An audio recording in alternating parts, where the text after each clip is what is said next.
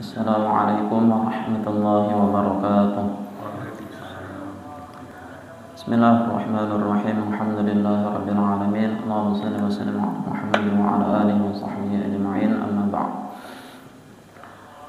Alhamdulillah, dengan berkat hidayah dan taufik dari Allah Subhanahu wa taala, kita bisa melaksanakan salat subuh berjamaah di musalla Salatul Arham ini. Salawat serta salam tak lupa kita haturkan kepada junjungan kita Nabi Muhammad SAW beserta keluarga, para kerabat, serta para sahabat dan pengikut beliau hingga akhir zaman. Hadirin jemaah salat subuh musalla Salatul Arham yang dimuliakan Allah Subhanahu wa taala, marilah kita mendengarkan tanya jawab agama tentang batas waktu di surga dan neraka. Tanya, berapakah batas waktu orang dalam surga dan orang dalam neraka?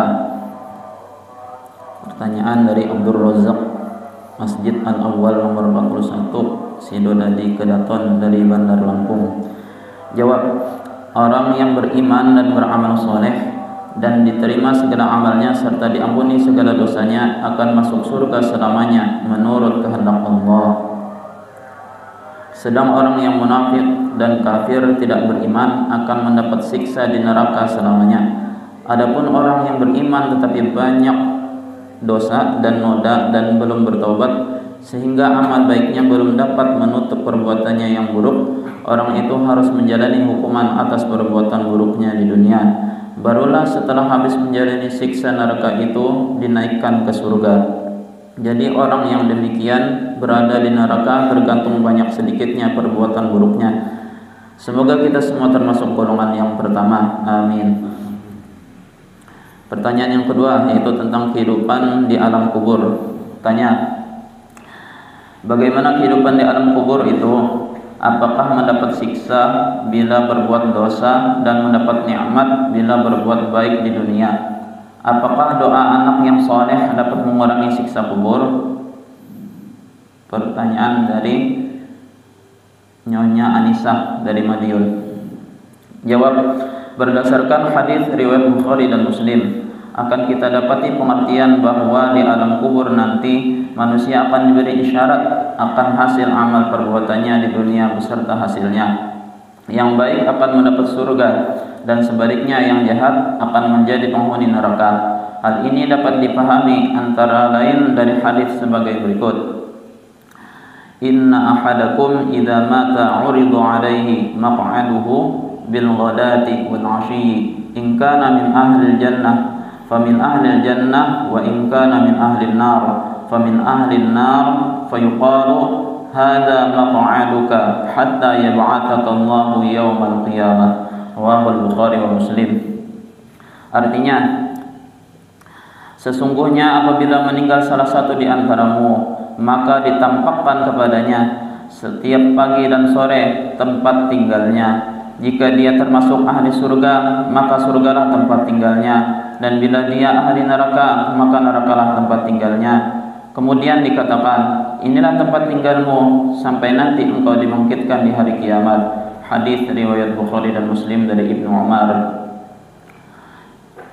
Dengan ditunjukkannya hasil kebaikan yang akan diberikan nanti merupakan kenikmatan, sebaliknya diperlihatkan akibat yang akan diberikan kepada seseorang yang berbuat jahat merupakan hukuman atau siksa.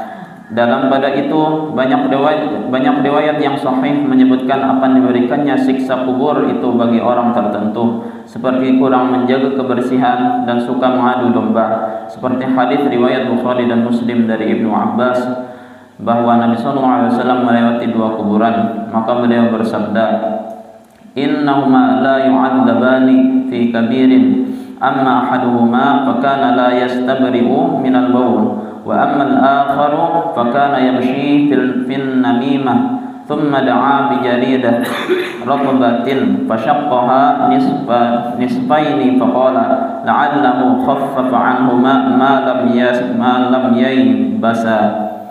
Rawahu Bukhari wa Muslim. Artinya, sesungguhnya keduanya tidak disiksa di kubur karena sebab yang besar. Satu di antara keduanya disiksa karena tidak bersih dari air kencingnya, dan yang satu lagi karena suka mengadu domba.